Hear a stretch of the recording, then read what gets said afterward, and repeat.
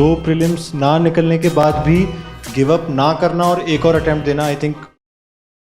अभिषेक शर्मा है, इनका रैंक 38 है इस बार। इनका ऑप्शनल सब्जेक्ट फिजिक्स है और ये हमारे 2024 के इंटर गाइडेंस प्रोग्राम के विद्यार्थी। कौन सा अटेम्प्ट था आपका? सर ये मेरा तीसरा अटेम्प्ट था, बट पहला मेंस था। देखिए, हमें परसों से यहाँ जो 10-15 बच्चे आए होंगे पिछले 3 दिन में, उनमें से 90% का शायद मेंस का पहला अटेम्प्ट था। मतलब किसी का चौथा भी है, तीसरा भी है, लेकिन मेंस पहले। 1-2 बच्चों का दूसरा था मेंस का, लेकिन आमतौर पर मेंस का पहला अटेम्प्ट था। बहुत बड़ी बात है। अब बताइए वो क्या राज की बातें हैं जिन्होंने आपको यहाँ तक पहुँचाया?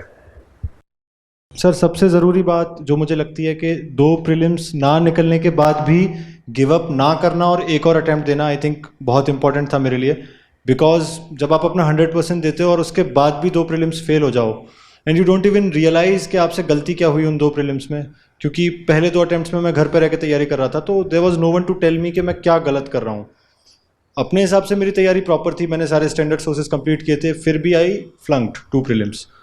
तो आप कहाँ रह के तैयारी कर रहे थे उस समय? सर मतलब नेटिव प्लेस आगरा है मेरा, तो मैं घर पे ही रह रहा था जी।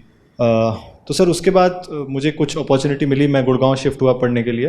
अपनी गलतियों का एहसास हुआ सर, क्योंकि मैं प्रिपरेशन छोड़ने के स्टेज पे था दूसरे प्रीलिम्स के बाद। बट एनीवे आई थॉट कि 3 महीने के लिए मेंस की प्रिपरेशन कर लेते हैं, अगर कभी मौका मिला देने का तो। सर एक सबसे इम्पॉर्टेंट चीज़, मतलब पढ़ाई के बारे में तो सबने ही बताया होगा, मैं थोड़ा सा मेंटल हेल्थ और मेंटल स्पेस के बारे में बात करना चाहूँगा। सर आई थिंक पॉजिटिव रहना और ओवरऑल एक पॉजिटिव एटमॉस्फेयर क्रिएट करना अपने अराउंड, इसकी इंपॉर्टेंस हमेशा नेग्लेक्टेड रही है इस एग्ज़ाम के प्रिपरेशन में। अभी सर 1 महीने बाद प्रीलिम्स भी है और आप लोगों के पास भी ऐसा टाइम आएगा जब 1 महीने बाद आपका प्रीलिम्स होगा। इस टाइम पे कई बच्चों के मॉक्स में मार्क्स कम आते हैं, कई बच्चों का सिलेबस का काफ़ी पार्ट बचा हुआ होता है। सर इन दोनों चीज़ों से, मॉक्स में मार्क्स कम आना या सिलेबस ना कंप्लीट होने से, इतना नुकसान नहीं होता प्रीलिम्स के एग्ज़ाम में जितना मेंटली हार मान लेने से या मेंटली नेगेटिव जोन में चले जाने से हो जाता है। तो आई थिंक अगर आप ओवरऑल पॉजिटिव रहोगे, आज का टारगेट आज मीट नहीं हुआ तो टेल योरसेल्फ कि कोई बात नहीं, कल कर लेंगे।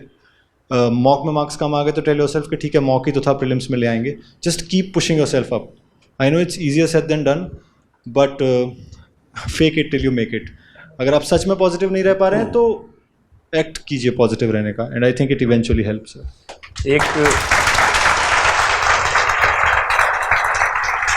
साइकोलॉजी में एक कॉन्सेप्ट ये भी आता है कि जो रियल प्रॉब्लम होती है हमारे सामने, वो आमतौर पे इतनी होती है, पर हमारा दिमाग उस पर सोच सोच के, ओवर थिंक कर करके उसको इतना बड़ा कर देता है। तो प्रॉब्लम जितनी सच में है उसको उतना ही समझना है। जैसे मैं कल मजाक में कह रहा था ना, किसी ने अगर पेन मांगा है तो पेन मांगा है, ऐसे ही अगर प्रॉब्लम है तो उतनी ही प्रॉब्लम है, उसको बड़ा बड़ा के इतना नहीं करना है कि आप अपनी शक्ति खो बैठे, ऊर्जा खो बैठे। तो बहुत सुंदर बात है अभिषेक आपने, थैंक यू सो मच।